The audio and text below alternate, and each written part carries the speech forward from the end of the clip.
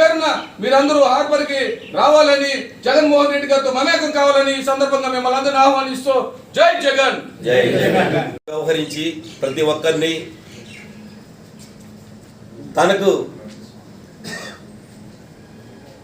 తనదిగా భావించి ప్రతి ఒక్కరిని కూడా కార్యకర్తలను ఈ కార్యక్రమానికి తీసుకొచ్చి జయప్రదం చేయవలసిందిగా కోరుకుంటున్నాము.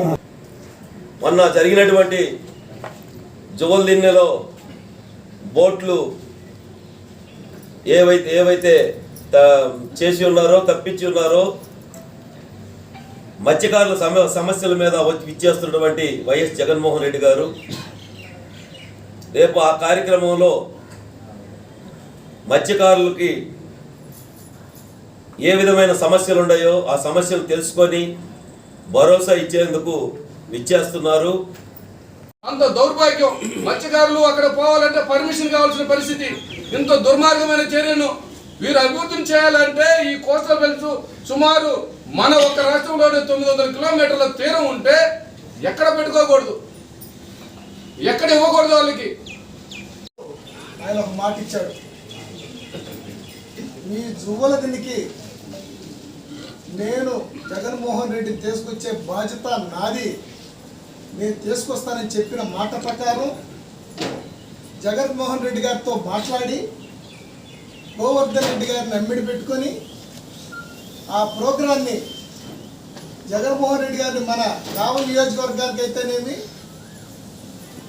జువ్వలదిన్నికైతేనే తెప్పిస్తున్న ప్రతాప్ రెడ్డి గారికి ముందుగా ధన్యవాదాలు తెలియపరుస్తున్నా. చేసిన మీడియా మిత్రులందరికీ కూడా హృదయపూర్వక నమస్కారాలు. పట్టగొడుతూ ఏవైతే గతంలో 3 సంవత్సరాలు అంటే కరోనా 2 సంవత్సరాలు పోగా 3 సంవత్సరాలు మన ప్రభుత్వం వైసీపీ ప్రభుత్వంలో అన్ని వర్గాలకి పేద ప్రజలకి మేలు చేసిన వైఎస్ జగన్మోహన్ రెడ్డి గారిని ప్రైవేటు పరం కాకుండా చేసేదానికి ఆయన సమాయత్తం అవుతాడు, ఆయన వచ్చి వీళ్ళకి హామీ ఇస్తాడు అనే ఉద్దేశంతో ప్రతాప్ రెడ్డి గారు జగన్మోహన్ రెడ్డి గారికి ఈ విషయాలన్నీ తెలియజేయడం, ఆయన స్పందించి ఈరోజు ఈ ప్రోగ్రాం పెట్టుకోవడం జరిగింది.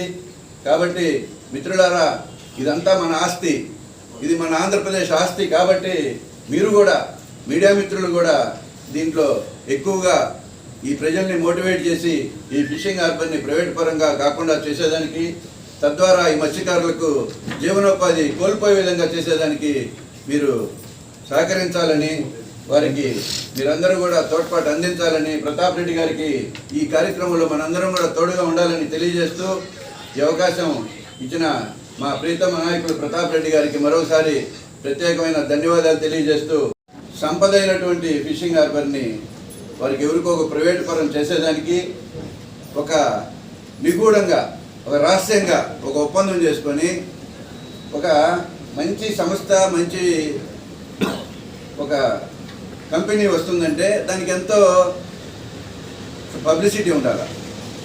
అటువంటి పబ్లిసిటీ ఏమి లేకుండా ఒక సీక్రెట్గా ఈ రాష్ట్ర ముఖ్యమంత్రి తనయుడు లోకేష్ గారు ఇక్కడికి ఒక సీక్రెట్గా వచ్చి ఒక కార్యక్రమం అప్పటికప్పుడు రూపొందించుకొని ఈ ఫిషింగ్ హార్బర్ని ప్రైవేట్ పరం చేసేదానికి ఒక పెద్ద కుట్ర జరిగింది.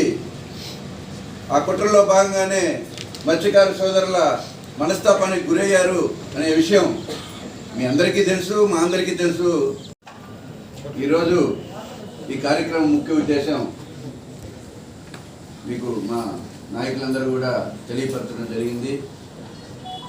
రేపు 15వ తారీఖు జువ్వలదిన్నె ఫిషింగ్ హార్బర్ వద్దకు మన ప్రీతమ నాయకులు, రాష్ట్ర మాజీ ముఖ్యమంత్రి వర్యులు, మా పార్టీ అధినేత వైఎస్ జగన్మోహన్ రెడ్డి గారు ఉదయం 9:30 గంటలకు విచ్చేయడం జరుగుతుంది.